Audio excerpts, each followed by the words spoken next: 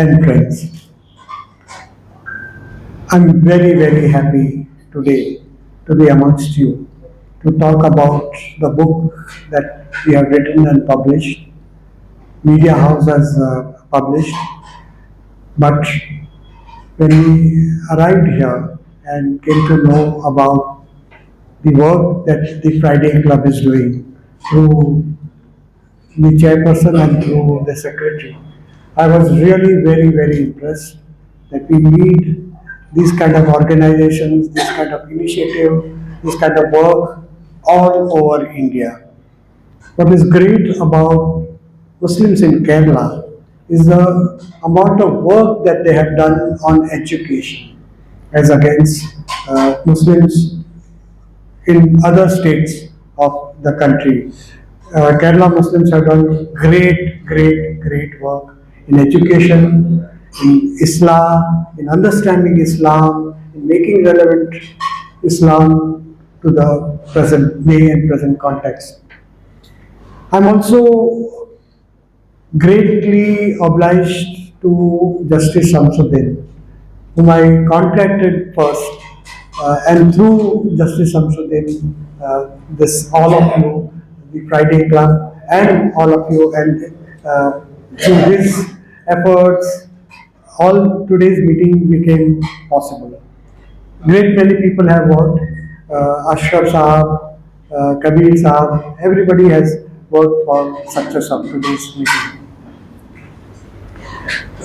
Friends, to talk about the status of freedom of religion or belief in India, why did we undertake this kind of work?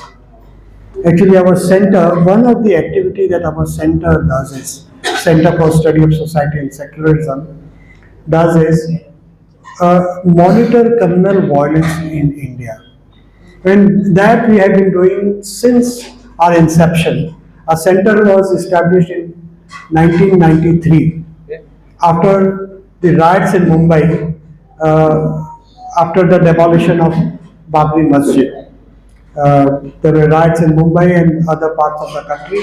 Although before 1993 also we were working to promote communal harmony, but more as individual efforts, a small effort by Asghar Ali engineer and some of the people in Mumbai to promote communal harmony under the banner Ekta. But after 1993, after those riots, we thought we need a greater response, a more organized response, a more day-to-day response to work for peace, and therefore we established this center. One of the activities that our center does is collect data about communal violence, the root causes of communal violence. They are economic causes, they are political causes, they are misinformation, particularly about Muslim community and Christian community, but also about Dalits and other castes in India. So we started collecting data about the ongoing communal violence. So since 1993, we have been collecting data and publishing this data. This data is published on our website, css-isla.com. css-isla.com. This data is published on our website. Why we thought of bringing about this book, particularly now, we published this data, but after 2014, we compiled every year the violence and violation of freedom of religion in every year and published it in book form. Now, what is freedom of religion and why is freedom of religion important? I'll just talk about it in a few words and then go on to why we started thinking about 2014, why we compiled this data after 2014 and published in a book form, and what do we see, what is happening. So, freedom of religion is understood as a human right internationally. It is an accepted human rights internationally under Universal Declaration of Human Rights. Article 18 of that declaration talks about freedom of religion, freedom of conscience. Article 27 of International Covenant of Political and Civic Rights also talks about freedom of religion. Now, these human rights and these universal declarations were compiled in 1948. At the same time, our constitution was being made by the Constituent Assembly. As we all know, from our Constituent Assembly started working from 1946, and finally the final draft of our Constitution was ready on 26 November 1949.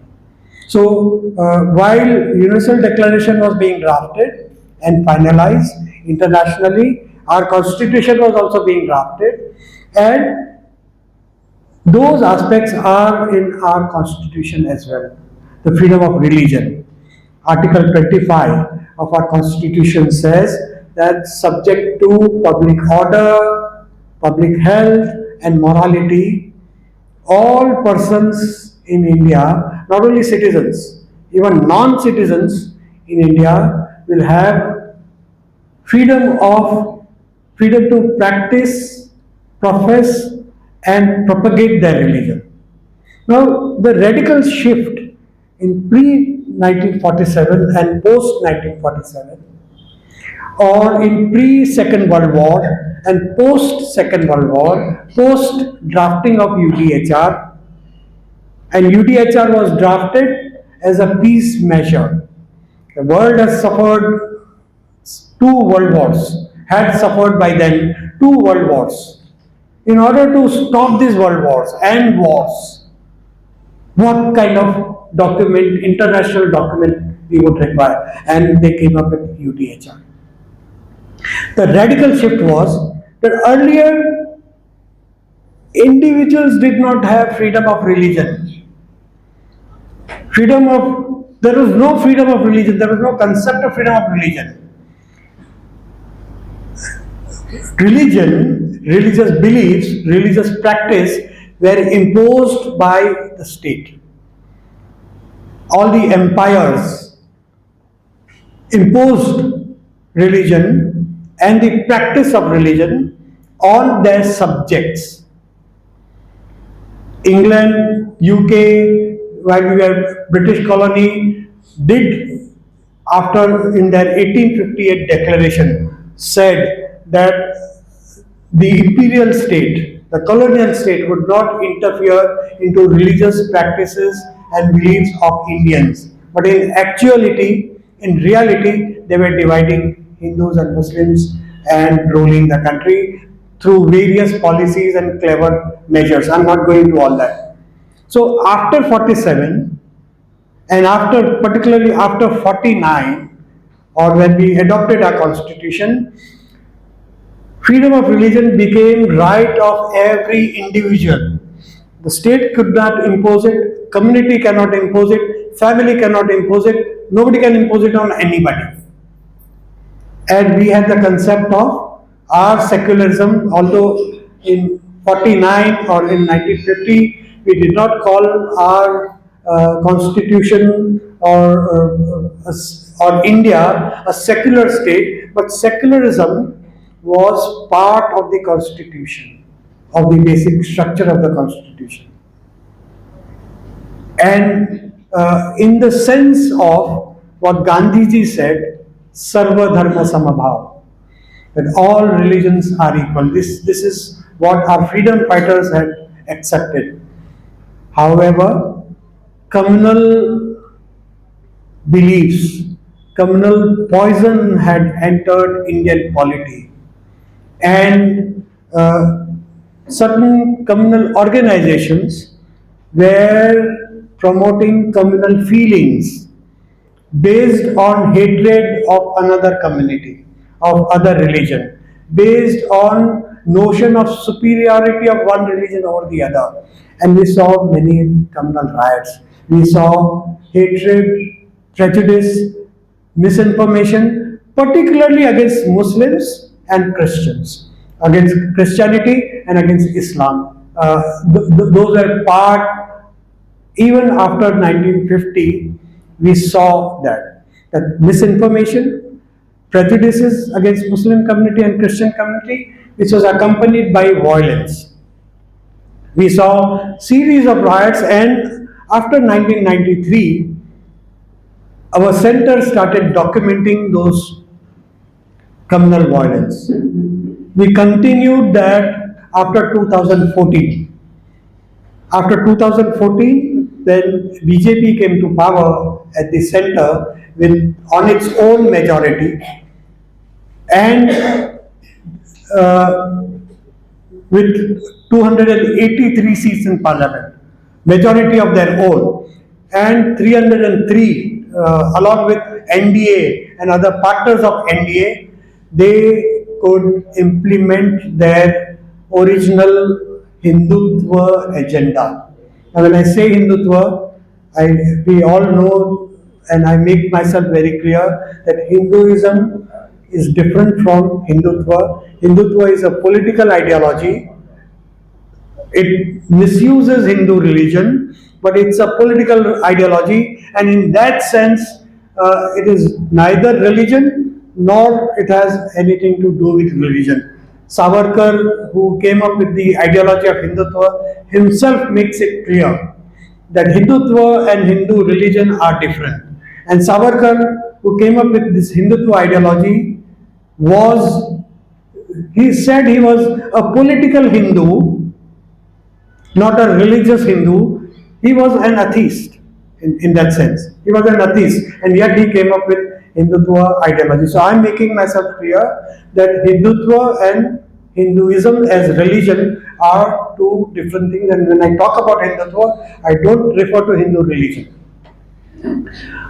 After 2014, BJP, which had adopted Hindutva its ideology, Prime Minister Narendra Modi so much said that indirectly he said he subscribes to Hindu nationalist ideology or Hindutva ideology by saying that I am a Hindu and I am a nationalist, leaving it to our imagination to connect the two things as Hindu nationalism. Now, this Hindu nationalism, political ideology of Hindutva,